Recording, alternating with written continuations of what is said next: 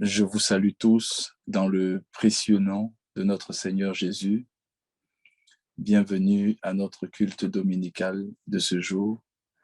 Nous sommes très heureux de nous retrouver dans la présence de notre Dieu et de communier ensemble, de partager ces temps de fraternité, ces temps d'adoration, ces temps de célébration et ces temps où ensemble nous contemplons notre Seigneur.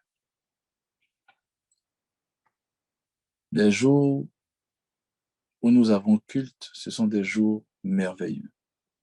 Merveilleux parce que nous avons l'opportunité de nous retrouver dans la présence de notre Dieu. C'est une opportunité parce que le Dieu du ciel, celui qui est élevé en dignité, en grandeur et en autorité, nous donne accès à lui pour lui rendre un culte. Et ce culte que nous lui rendons, nous le voulons agréable et merveilleux, afin qu'il puisse agréer notre culte. C'est pour cela, dans le temps d'adoration que nous avons eu, tout de suite, nous avons regardé à notre Dieu. Nous l'avons adoré en esprit et en vérité. Maintenant, c'est le temps de la parole. J'aimerais t'encourager à partager le lien, soit de Zoom que tu es en train de suivre, soit de YouTube. En tout cas, partage le lien. Parce que c'est pour nous notre effort d'évangélisation. Que nous soyons en présentiel, que nous soyons en ligne, nous utilisons n'importe quel moyen que nous avons sous la main pour partager l'évangile. Et par les réseaux sociaux, c'est aussi un moyen très important. Alors, je te laisse quelques secondes pour partager ce lien. Ne partage pas seulement le lien, mais ajoute quelque chose quand tu partages le lien. N'envoie pas juste un lien à une personne, mais dis à une personne quelque chose. Dis-lui, je te partage un lien qui va te faire du bien. Je te partage le lien du culte où tu vas rencontrer la vie de Jésus. Prophétise, déclare en partageant le lien. Que Dieu te bénisse. Que Dieu te bénisse. Alors dis avec moi, conquérir l'impossible. Dis-le encore avec moi, conquérir l'impossible. C'est le thème, le nouveau thème que nous abordons dès ce dimanche. Conquérir l'impossible. Et dimanche après dimanche, nous allons apprendre au travers de la parole de Dieu comment on réussit à conquérir des choses qui semblaient impossibles, mais que par la grâce de Dieu, et par les secrets que la parole de Dieu va nous révéler, tu vas réussir à conquérir ce qui t'appartient ou des choses qui t'ont échappé ou des choses que Dieu t'a montrées qui te semblaient être lointaines.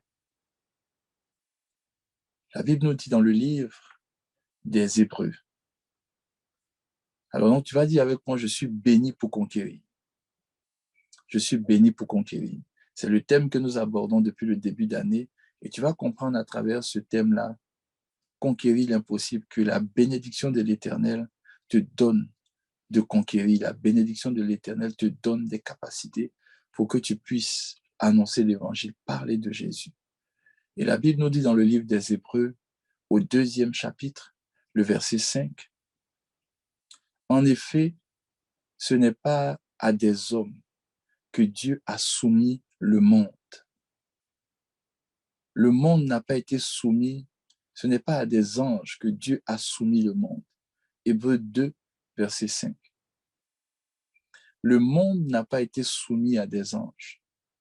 Le monde dans lequel tu es, dans lequel je suis, a été soumis aux hommes. C'est à nous que Dieu a soumis ce monde. Il nous a donné l'autorité, il nous a donné la puissance et il nous a donné le règne.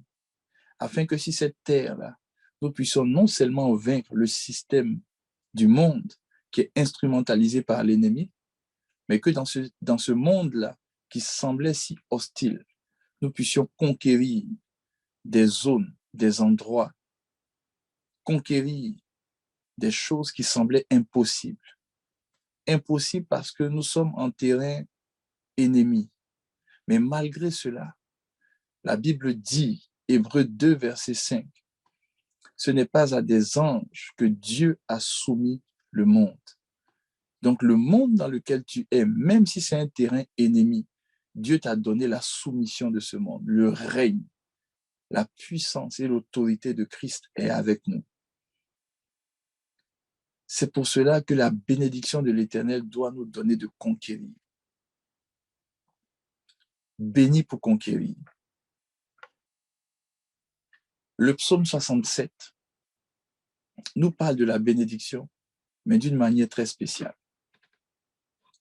Le psaume 67 dit que Dieu, qui a eu pitié de nous, parce que la bénédiction que Dieu t'accorde ne vient pas des œuvres que tu as pu accomplir.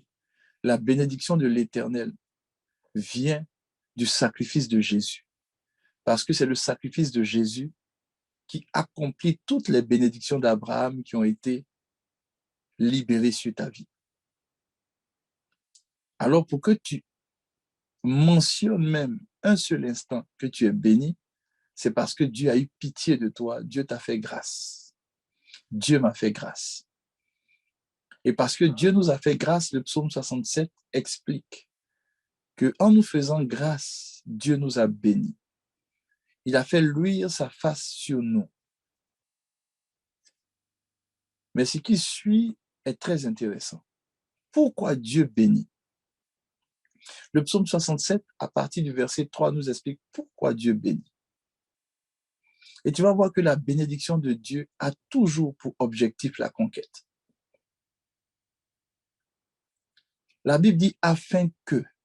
Donc tu es béni afin que. Tu es distingué afin que.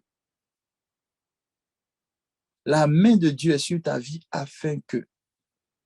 La bénédiction qui est sur ta vie, elle a un but. Le but, c'est que la voix de Dieu soit connue sur la terre. En d'autres termes, Dieu te bénit afin que tu puisses évangéliser et faire connaître qui il est sur la terre.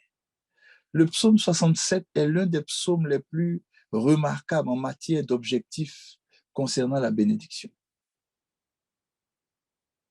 Très remarquable comme psaume.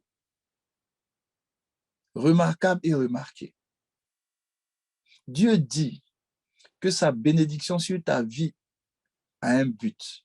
Le but, c'est que lorsque tu es béni, tu dois faire connaître la voix de ton Dieu sur la terre. Si tu es béni par un emploi, c'est pour que tu fasses connaître Dieu là où tu es. Si tu es béni par une entreprise, c'est pour que tes employés connaissent Dieu. Si tu es béni financièrement, c'est pour que tes finances puissent parler de Dieu. Peu importe ce que tu as comme bénédiction, l'objectif, c'est que la voix de Dieu ou le chemin qui mène au salut, qui est Jésus-Christ, soit connu sur la terre. Et le salut de Dieu parmi toutes les nations. Tu as vu l'objectif de la bénédiction. Le but de la bénédiction t'est révélé dans le psaume 67. Stabilote le psaume 67. Surligne-le si tu veux. Mais il faut que tu puisses comprendre que ce psaume-là te donne l'orientation concernant la bénédiction. Tu es béni pour cela. Et le même psaume, on va passer maintenant au verset 8 de ce psaume. Psaume 67, verset 8. Dieu nous bénira. Dieu va te bénir. Toi qui me suis, Dieu te bénira. Et lorsqu'il va te bénir, toutes les extrémités de la terre vont le craindre. Donc la bénédiction de Dieu sur ta vie, c'est pour que ceux qui ne le connaissent pas le craignent et qu'ils attestent qu'il est vivant dans ta vie. Donc nous sommes bénis pour conquérir. Mais pour conquérir, il faut que tu saches que tu as besoin d'un élément important. Et c'est de ça que je suis venu te parler, pour conquérir l'impossible, parce que toute conquête semble au départ impossible. Lorsque le Seigneur a demandé à son peuple, sorti fraîchement de l'Égypte, en tant qu'esclaves en Égypte et sortis comme des hommes libres, avec le Dieu du ciel qui était devant eux et qui aplanissait le sentier devant eux et qui lui-même combattait des peuples pour eux, ils se sont retrouvés dans des positions où ils devaient conquérir des nations Mais cela semblait impossible pour eux parce que ces nations semblaient être grandes, parce que ces territoires semblaient être des territoires habités, selon eux, par des géants. Il y avait des opportunités sur ce territoire, mais il y avait beaucoup d'obstacles. Alors, chaque fois que tu es confronté à la conquête peut sembler impossible. C'est pour cela, dans ce thème-là, je vais te donner des armes qui vont te permettre de conquérir même l'impossible, même ce qui te semble impossible. Et tu n'auras plus peur des défis de conquête. Tu n'auras plus peur lorsque tu vas voir des situations se présenter à toi. Mais tu vas relever la tête et tu vas avancer avec autorité, avec puissance, parce que Dieu te donne de conquérir l'impossible. Et tu as besoin d'un élément important, qui est la puissance ou la force.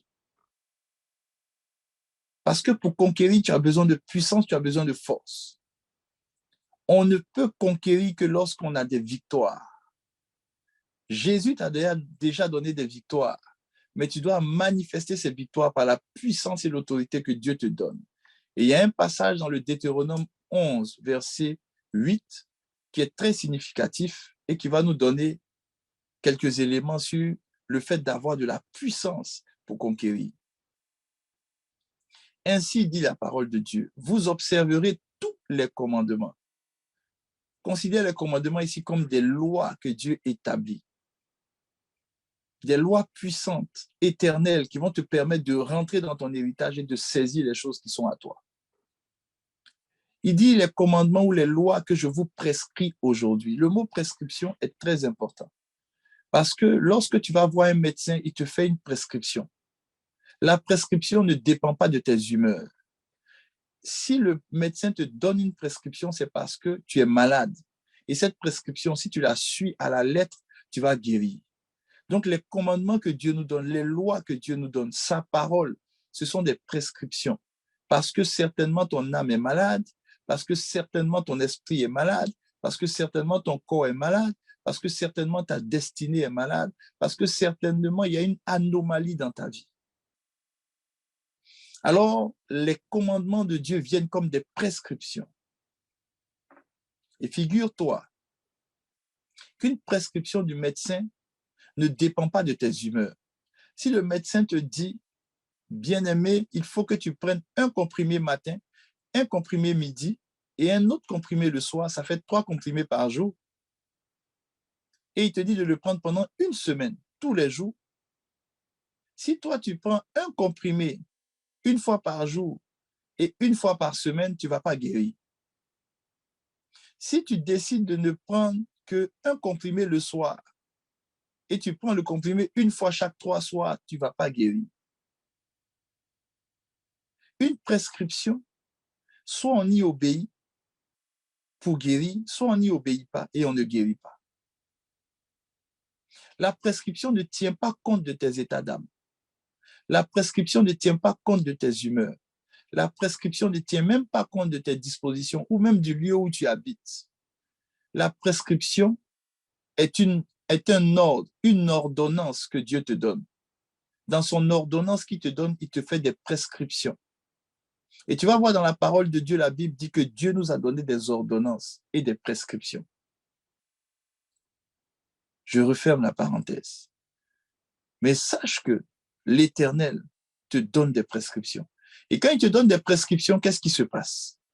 Alors, voilà ce qui se passe. Afin que tu aies la force, la puissance pour t'emparer du pays. Ça veut dire que le pays peut être à ta portée. Le pays est ta promesse. Dieu t'a dit que tu vas conquérir. Mais si tu n'as pas la force, c'est-à-dire la puissance, tu ne peux pas t'emparer de ce qui est à toi. Il te faut la force, il te faut de la puissance pour saisir ce qui est à toi. S'il n'y a pas de puissance, tu ne peux pas avoir ce qui est à toi. Si tu n'as pas de puissance, tu ne peux pas avoir ce qui est à toi. Et je suis venu te parler de la force qui va te permettre de conquérir l'impossible. Il dit, et tu vas passer pour en prendre possession. Deutéronome 11, 8. Mais pour cela, tu as besoin d'avoir la force pour t'en emparer. Souviens-toi du passage que Jésus a donné. Il dit, le royaume de Dieu est forcé, est forcé. Ça veut dire qu'il faut de la force pour saisir les choses que Dieu a réservées pour toi. Et il dit, ce sont les violents qui s'en emparent. Et je déclare et je décrète sur toi, toi qui m'écoutes, que Dieu te donne la violence, la force pour t'emparer des choses qu'il a réservées pour toi.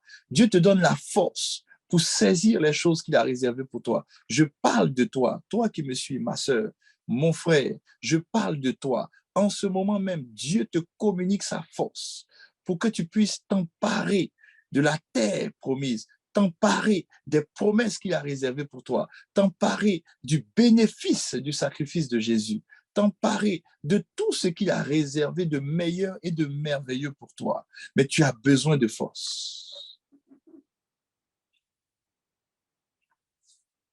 Tu as besoin de force. Dis avec moi, j'ai besoin de force. Dis encore avec moi, j'ai besoin de force. Tu as besoin de force. Et je suis venu te parler de cette force. En Deutéronome 8, verset 17, Dieu nous dit ceci. Garde-toi de dire en ton cœur, ma force et la puissance de ma main, force et puissance toujours, m'ont acquis ces richesses. Il dit, garde-toi de dire en ton cœur que ta force physique, la force de tes diplômes, la force de ton lieu de naissance, la force de tes parents, la force de l'endroit où tu as grandi, la force de ce que tu as ou ce que tu n'as pas eu, c'est pas ce qui te permet d'acquérir ce que Dieu a réservé pour toi. Mais qu'est-ce qui te permet d'acquérir ce que Dieu a réservé pour toi? Il dit par la suite, il dit, souviens-toi de l'Éternel, ton Dieu, car c'est lui qui te donnera de la force pour les acquérir, pour acquérir tout ce que Dieu a réservé pour toi, pour conquérir les territoires que Dieu t'a donnés, pour conquérir les projets que Dieu a réservés pour toi, pour conquérir ton mariage, pour conquérir ta destinée, pour conquérir la maison que Dieu t'a promise, pour conquérir les immeubles que Dieu va te donner, pour conquérir les entreprises que tu vas bâtir, pour conquérir tout ce qui t'appartient. Tu as besoin de la force. Et c'est Dieu qui va te donner cette force-là. Et c'est cette force-là que toi et moi, nous allons observer, que nous allons apprendre dimanche après dimanche. Tu vas comprendre qu'il y a des forces puissantes que Dieu a mis à notre disposition pour saisir les choses dans l'invisible, pour saisir les choses qui nous appartiennent. Il y a des forces que Dieu t'a données, bien-aimé, qui vont te donner de saisir et de voir se matérialiser ce qui semble être impossible. Tu verras l'impossible devenir possible. Tu verras l'impossible devenir possible. Je répète, tu verras l'impossible devenir possible. Tu le verras. Tu verras l'impossible devenir possible. Éphésiens 3, verset 20. Or, à celui qui peut faire, par la puissance ou par la force qui agit en nous. Dieu est en train de dire qu'il a déjà mis cette force en toi. Tu vois, tout à l'heure, nous avons lu Deutéronome 8, verset 17, que tu vois à l'écran. Il dit, souviens-toi que l'Éternel, ton Dieu, de l'Éternel, ton Dieu, car c'est lui qui te donnera de la force pour les acquérir. C'est lui qui va te donner la force. Et Éphésiens 3, 20 nous dit que Dieu a déjà mis cette force-là en nous et elle agit déjà en nous. Donc, tu as cette force-là qui va te permettre d'acquérir et de conquérir l'impossible. Cette force est déjà en toi. Par le Saint-Esprit, tu as cette force-là. Et je vais te révéler dimanche après dimanche quelles sont ces forces-là et comment tu peux travailler avec ces forces pour que tu puisses conquérir l'impossible. Et la Bible dit, Dieu dit en Éphésiens 3, 20, il dit, cette puissance, cette force qui agit en toi, infiniment au-delà de tout ce que tu peux demander ou penser, c'est-à-dire ou imaginer. Cette force-là te donne infiniment au-delà de ce que tu peux demander ou imaginer. C'est que c'est une force puissante.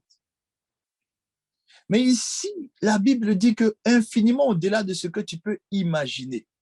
Donc, pour avoir infiniment au-delà de ce que tu peux imaginer, il faut d'abord imaginer. Alors, on va voir la première force, la première puissance qui te donne de saisir l'impossible et d'activer l'impossible dans ta vie.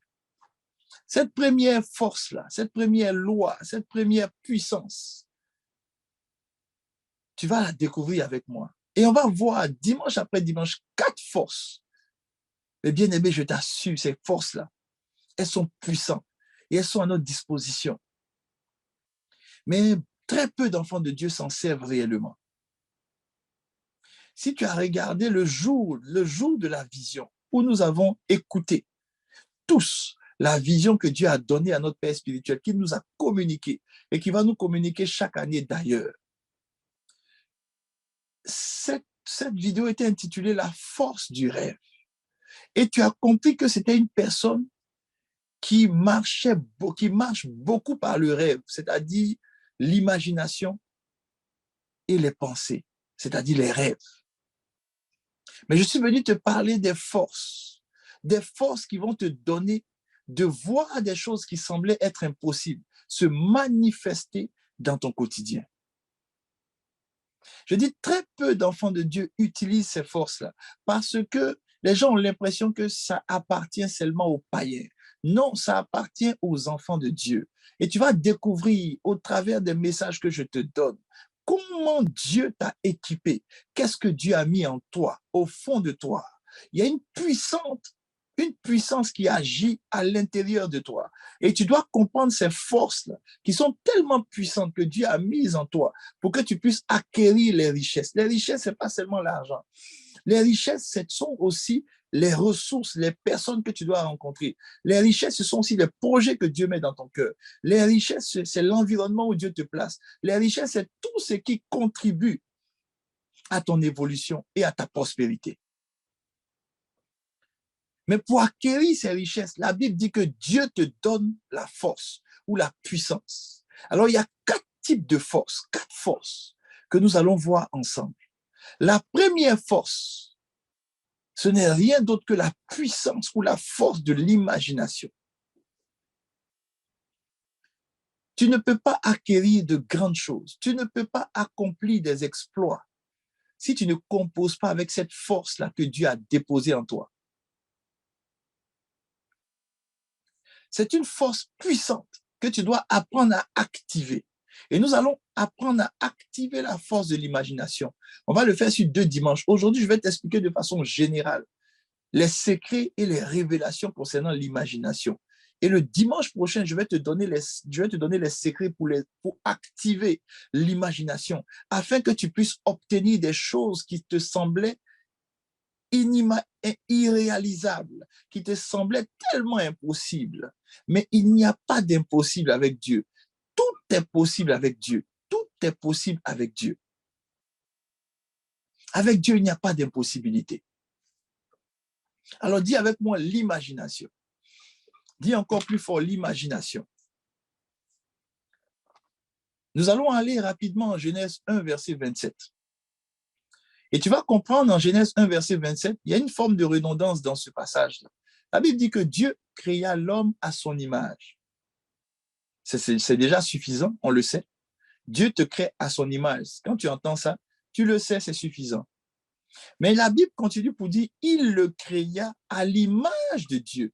C'est comme si Dieu insiste sur le mot image. C'est comme si c'est redondant, il répète 2 fois image. Mais en fait, ce que certains n'ont pas compris et que je vais t'expliquer aujourd'hui, c'est que cette phrase-là, elle a une connotation simple. Elle a une explication simple. Mais on ne comprend pas toujours l'explication simple. On répète ce qui est répété. Mais en fait, c'est un code qui a été utilisé en Genèse 1, verset 27. Voici réellement ce que Genèse 1, verset 27 dit. Dieu créa l'homme à son image. Il le créa avec la capacité et la faculté d'imaginer comme Dieu. Et ensuite, il le créa homme et femme. Ça veut dire que cette faculté, cette capacité d'imaginer l'homme là, la femme aussi là. Voici ce que Genèse 1, verset 27 dit. Pourquoi? Parce que c'est une capacité que Dieu a. Rappelle-toi, la Bible dit que Dieu appelle les choses qui ne sont pas comme si elles étaient. C'est une capacité de l'imagination. C'est la faculté de l'imagination. C'est-à-dire, il voit une chose avant même qu'elle se produise. Donc, Genèse 1, verset 27 nous dit ceci, que Dieu nous a créés à son image.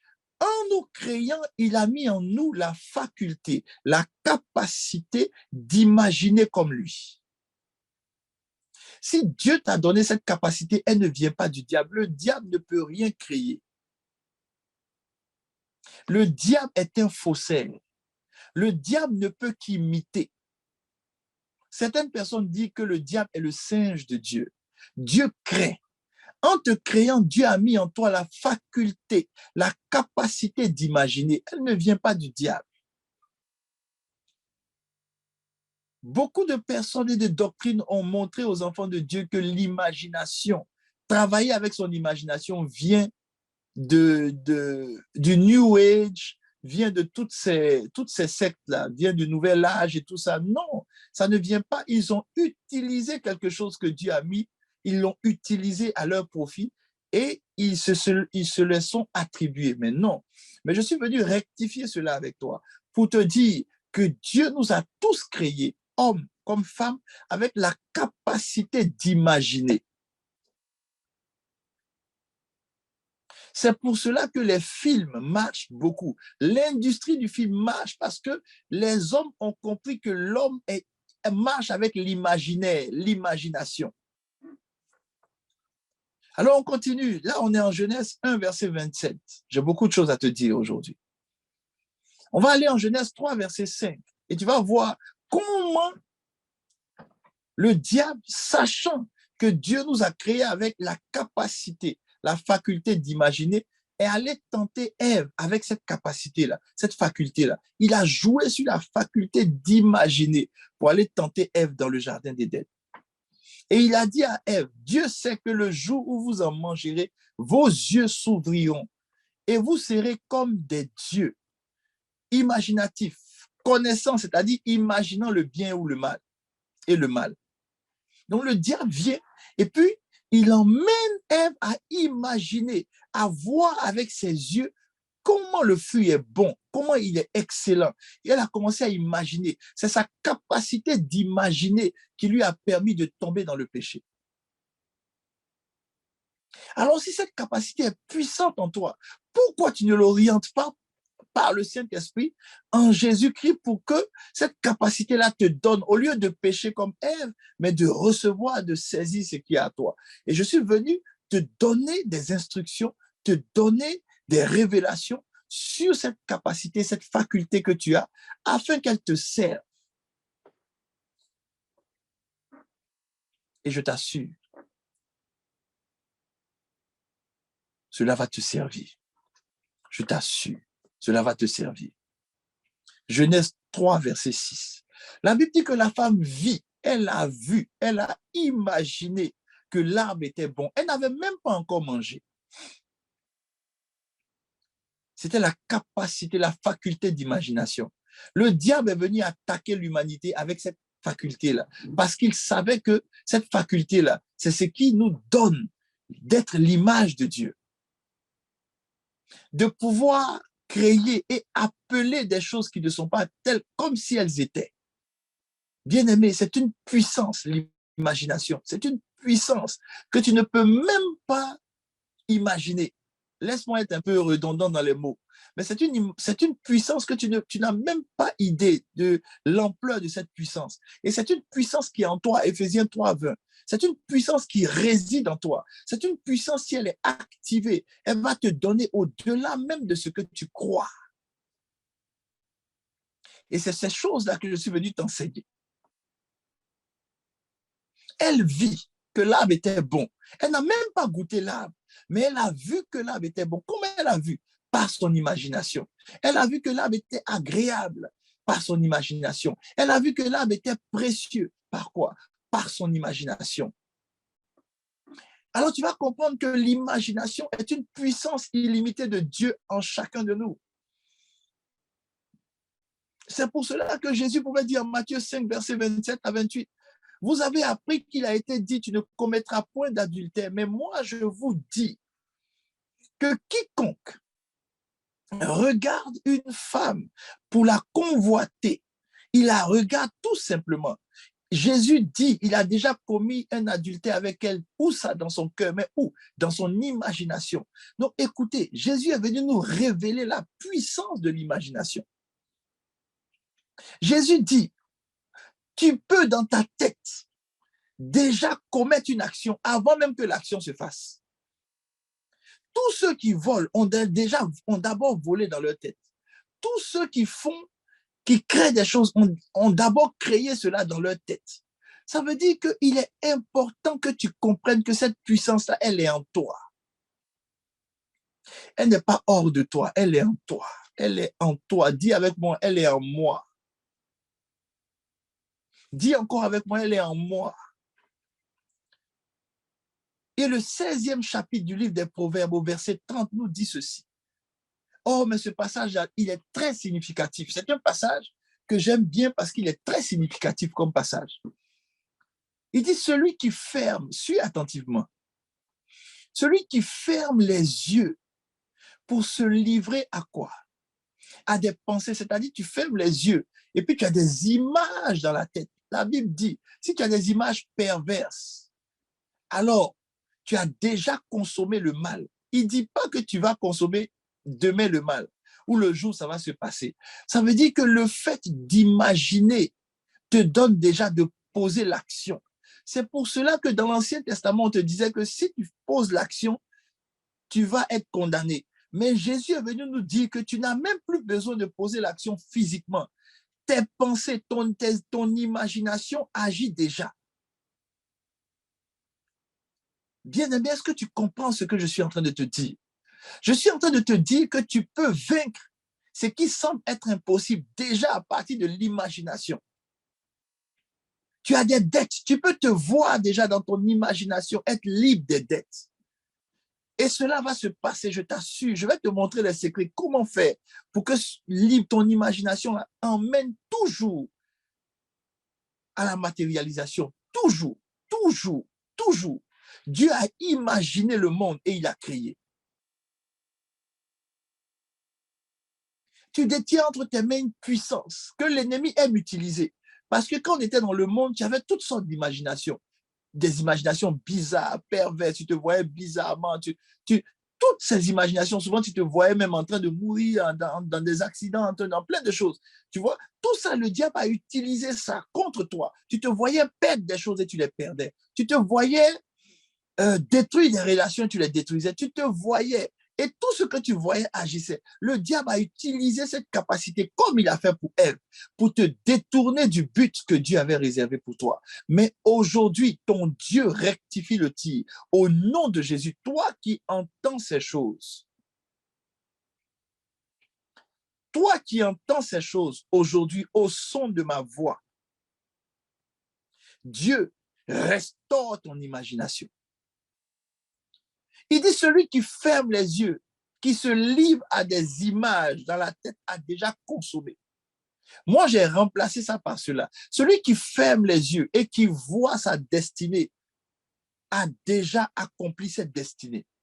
Celui qui ferme les yeux et qui se voit dans un emploi, a déjà consommé l'emploi, c'est-à-dire qu'il aura son emploi.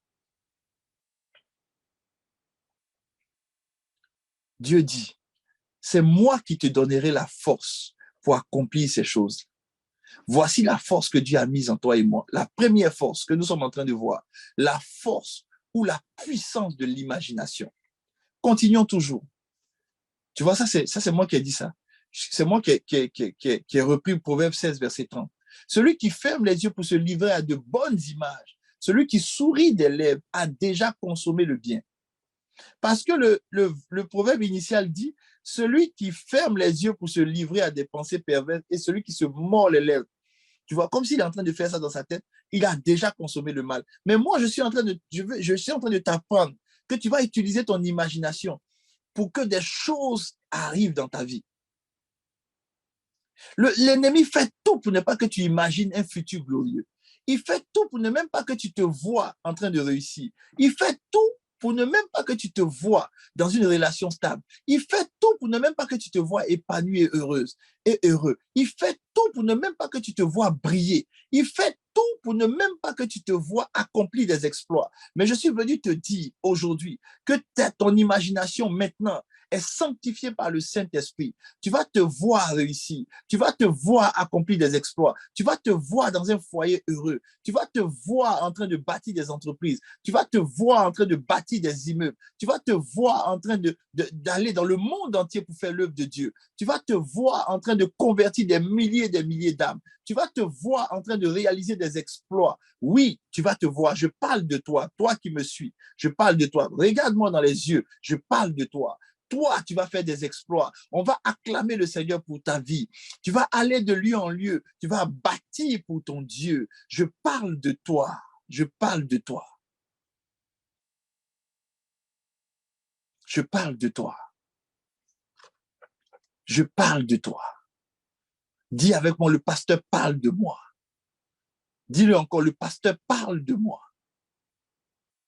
Le pasteur parle de moi.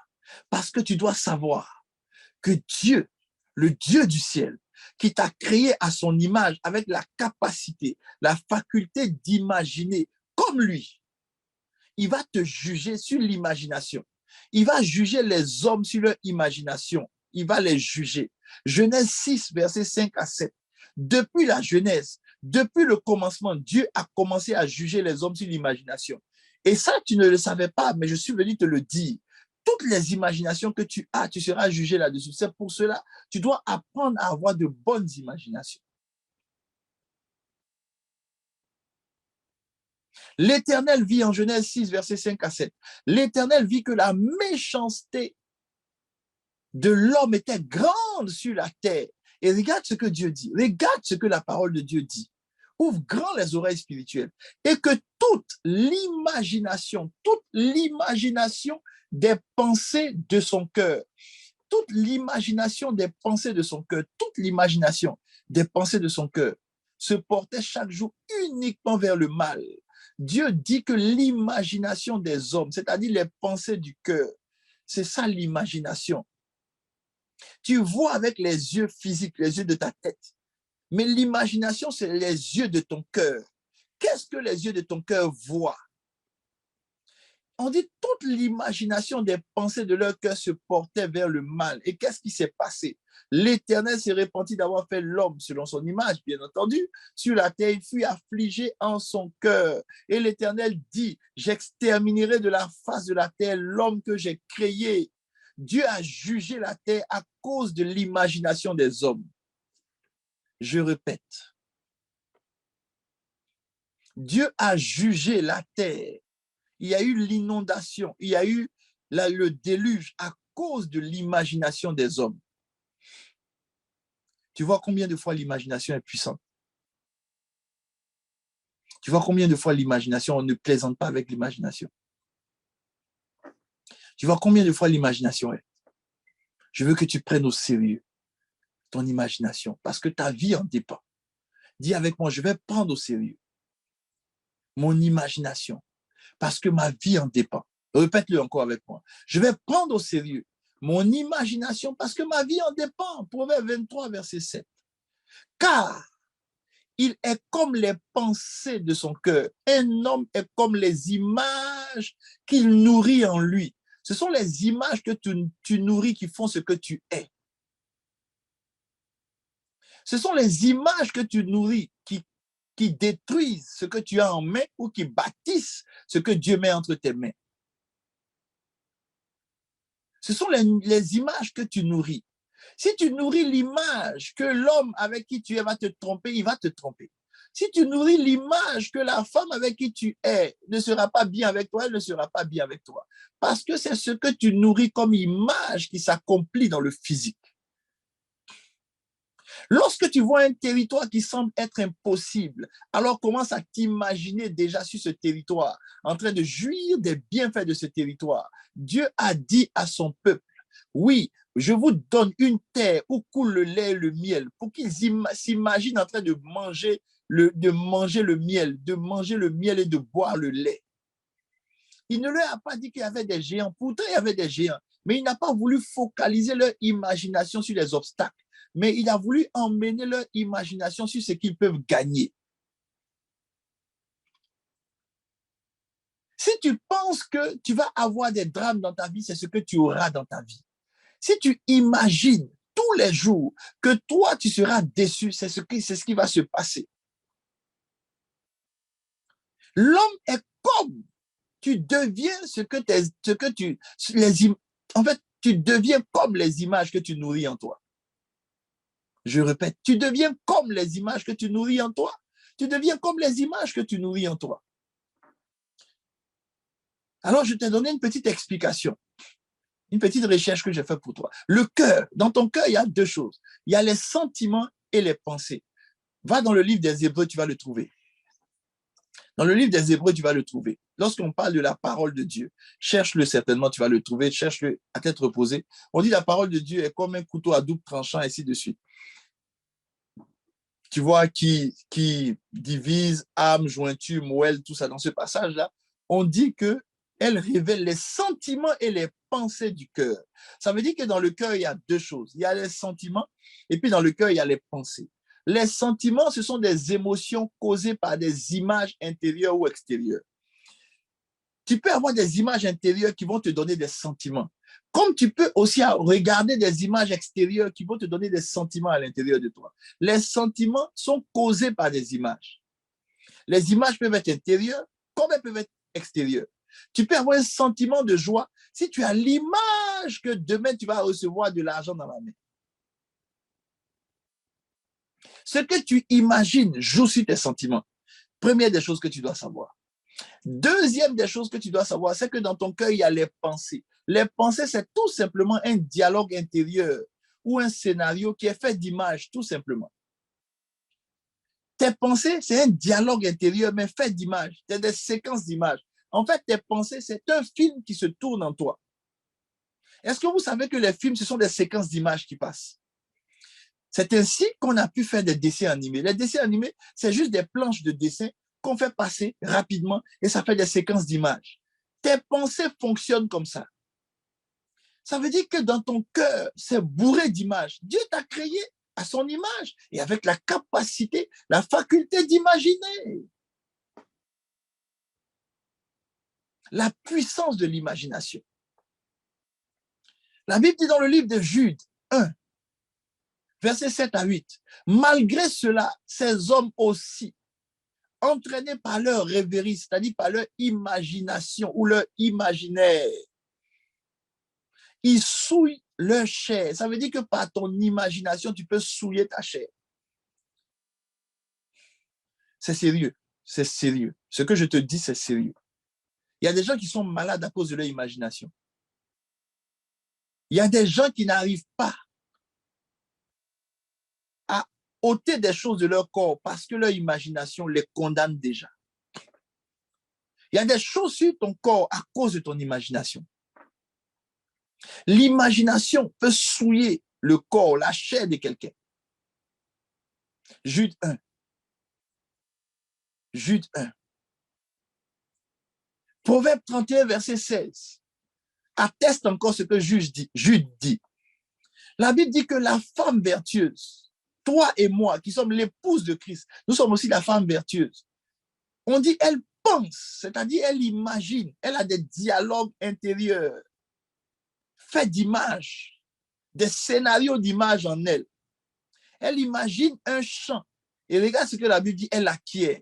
Ça veut dire que la capacité d'imaginer lui donne d'acquérir ce qu'elle imagine. Or, souviens-toi des Deutéronome qu'on a eu, on dit, Dieu te donnera la force pour acquérir ces richesses. On dit, l'imagination te permet d'acquérir des richesses, acquérir ce qui est à toi, acquérir l'impossible. La loi, la puissance première, c'est l'imagination. C'est ton imagination déjà qui te permet de saisir les choses que Dieu a réservées pour toi. Quelles sont les images que tu mets devant toi?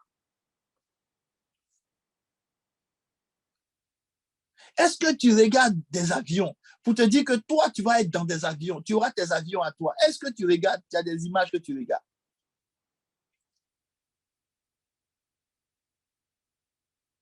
On dit la pensée te permet à cette femme d'acquérir le champ. Maintenant qu'elle acquiert le champ, maintenant c'est de son fruit, de son travail, maintenant qu'elle peut planter des choses dans le champ. Le travail, à ton travail, c'est de planter. Mais pour acquérir, c'est qui? Le champ dans lequel tu vas planter là, le champ là, pour l'acquérir, c'est ton imagination. Pour acquérir le travail, c'est ton imagination. Avant même de commencer à travailler, pour obtenir ton travail, c'est ton imagination. C'est ton imagination. Si dans ton imagination, tu seras toujours seul, tu vas être seul. Si dans ton imagination, tu vas être toujours une personne solitaire qui souffre, tu vas souffrir. Si dans ton imagination, tu es toujours malade, tu vas être malade. Ton imagination te donne de conquérir l'impossible. Ton imagination. Proverbe 18, verset 10. Le nom de l'Éternel est une tour forte. Oh, merveilleux. Le juste s'y réfugié se trouve en sûreté. Quand j'ai lu ça, je me suis juste arrêté là.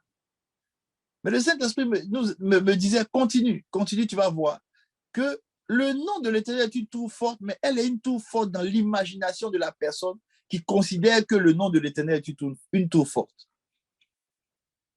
Si tu imagines dans ta tête que à cause du nom de l'Éternel, tu es protégé, tu vas être protégé physiquement.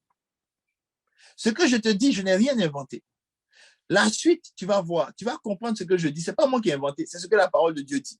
Allons-y sur la suite. Allons-y au verset 11. Tu vas comprendre la suite. Le verset 11 dit, la fortune est pour le riche une ville forte. Une ville forte. Mais où ça? Dans son imagination. C'est une haute muraille. Tu vois, le verset 11 explique le verset 10. On revient au verset 10. Le verset 11 explique le verset 10. Le verset 10 dit, le nom de l'Éternel est une tour forte. Le juste s'y réfugie et il se trouve en sûreté.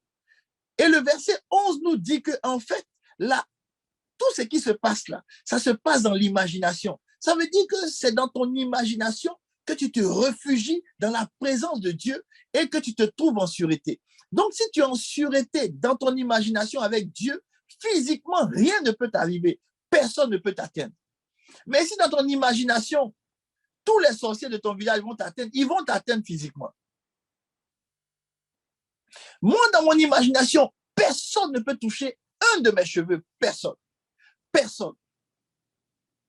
Parce que le nom de l'Éternel qui est sur ma vie est une tour forte. Et je m'y suis réfugié dans mon imagination. Tu as vu la puissance de l'imagination. En fait, j'ai compris que c'est qu'il y a beaucoup de choses qui arrivent aux gens. On prie pour eux, tu as de la compassion pour eux. Mais au fond, c'est leur imagination qui est décadente. Et je suis venu restaurer cela au nom de Jésus. Parce que c'est ton imagination qui peut faire de toi un croyant.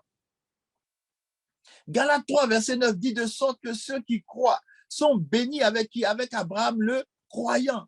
Maintenant, tu vas comprendre pourquoi on est béni avec Abraham le croyant. Pourquoi même Abraham est appelé le croyant? Pourquoi?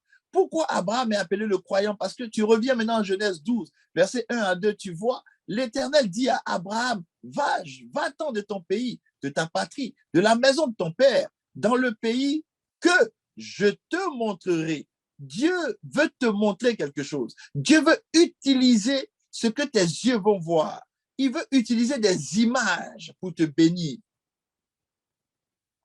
Il dit à Abraham, va, je vais te montrer quelque chose. L'Éternel dit à Abraham au verset 14, Genèse 13, maintenant on est au verset 14 de Genèse 13. L'Éternel dit à Abraham, après que Lot se fut séparé de lui, il lui dit, Lot s'est séparé de lui, il dit maintenant, lève les yeux.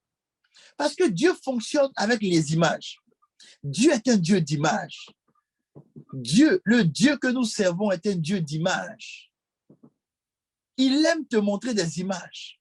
C'est à partir des images qu'il produit le miraculeux. C'est à partir des images qu'il fait de grandes choses. C'est à partir des images qu'il bouleverse ta destinée. C'est à partir des images qu'il te donne ce qui est à toi. Il dit, lève les yeux et du lieu où tu es, regarde vers le nord et le midi. Regarde vers le nord et le midi. Ça veut dire, regarde, il faut que tu aies une image vivante en toi. Vers l'Orient et l'Occident. Et on dit au verset 15, car le pays que tu vois, il faut que tu aies une image. Il a dit qu'il va te bénir en Genèse 12, qu'il va te montrer un pays. Maintenant, il dit, il faut que tu le vois. C'est ton image, c'est l'image que tu as de la bénédiction que l'Éternel a réservée pour toi. C'est ce qui va précipiter cette bénédiction dans ta vie.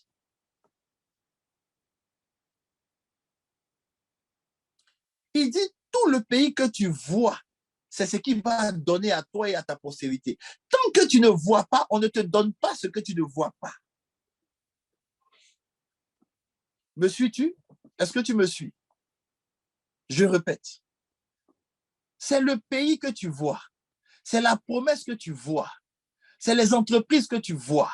Ce sont les enfants que Dieu va te donner que tu vois. C'est le foyer que tu vois. C'est ce que Dieu va te donner. Il dit, tout le pays que tu vois, je le donnerai à toi et à ta postérité. Tant que tu ne vois pas, on ne peut pas te donner. Tant que tu n'as pas d'image sur ce que Dieu t'a promis, il ne peut pas te le donner. Tant que ton imagination ne se met pas en marche, tu ne peux pas conquérir l'impossible. Tant que ton imagination ne se met pas en place. Il dit, lève-toi, parcours le pays dans sa longueur et dans sa largeur, car je te le donnerai. Il faut que tu puisses voir. Donc, il dit, parcours. Il dit à Abraham, il faut parcourir pour que tes yeux puissent voir. C'est en ce moment que je vais te donner. Au chapitre 15 maintenant, on est là, on avait fait le chapitre 12, il dit, il va te montrer. Au chapitre 13, il lui dit d'aller pour voir le pays et il va lui donner. Au chapitre 15 maintenant, Abraham, après tous ces événements, Abraham se retourne vers Dieu. Tu vois, la parole de Dieu est adressée encore à Abraham dans une vision. Abraham, ne crains point, je suis ton bouclier. Parce qu'Abraham s'inquiétait. Depuis tout ce temps, il ne voyait rien. Abraham s'inquiétait. Et Dieu lui dit, ne t'inquiète pas, je suis ton bouclier, ta récompense sera très grande. Et au verset 2, Abraham répondit, Seigneur éternel, que me donneras-tu? Que me donneras-tu? Je m'en vais sans enfant. Et l'héritier de ma maison, c'est Eliezer de Damas. Que me donneras-tu? Je n'ai pas d'enfant. Il n'avait pas d'enfant. Alors il commençait à déprimer. Donc si ça t'arrive toi aussi, depuis tu attends mais tu ne vois pas, oui, tu peux pleurer devant Dieu. Oui, tu peux dire à Dieu, mais Seigneur, que me donneras-tu? Tu peux le faire. Mais quand il finit de poser cette question à Dieu et que toi-même tu finis de poser cette question à Dieu, voici le mode opératoire de Dieu. Dieu maintenant va te répondre par son mode opératoire. C'est quoi le mode opératoire de Dieu au verset 3? Et Abraham dit, voici, tu ne m'as pas donné de postérité et celui qui est né dans ma maison sera mon héritier. Alors voici le mode opératoire de Dieu au verset 4. Alors la parole de l'Éternel lui fut adressée ainsi, ce n'est pas lui qui sera ton héritier, mais c'est celui qui sortira de tes entrailles qui sera ton héritier. Alors donc Dieu, qu'est-ce qu'il va faire? Pour lui donner maintenant, pour le réconforter, pour lui donner d'avoir de l'espérance, pour lui donner la foi, qu'est-ce que Dieu va faire? Il est déprimé, il dit à Dieu, mais qui vas-tu me donner, Seigneur? Qui vas-tu me donner, Seigneur? Est-ce que mon héritier sera celui qui est avec moi? Non. Dieu dit, je vais te donner le fruit de tes entrailles. Alors maintenant, Dieu, pour attester cela, pour l'emmener à vivre cela, Dieu doit lui montrer une image. C'est comme ça que ton Dieu fonctionne. Il y a des moments, Dieu a permis que tu aies des revues en main. Quand tu ouvres ces revues-là, il y a les maisons dedans, la maison que tu veux être dedans. Mais tu n'as pas coupé l'image pour la regarder tous les jours. Tu as juste pris la revue, tu t'es dit que tu t'étais trompé.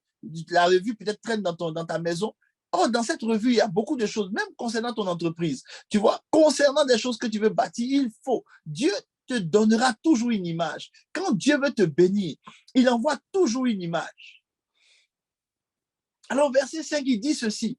Et après l'avoir conduit dehors, il dit, regarde où ça vers le ciel et compte les étoiles. Si tu peux les compter, il lui dit, telle sera ta postérité. Regardez au verset 6. Abraham eut confiance en l'Éternel qui lui imputa la justice. Abraham doutait. Pour ôter le doute, Dieu a mis une image devant lui. L'image, c'est quoi? C'est dans le ciel, les étoiles. Oh, partout, il va la nuit, il voit des étoiles partout. Donc, tous les jours, il voyait ses enfants sous forme d'étoiles, de stars. Dieu a procédé par l'imagination. Dieu a procédé par l'imagination. C'est comme ça que Dieu a procédé.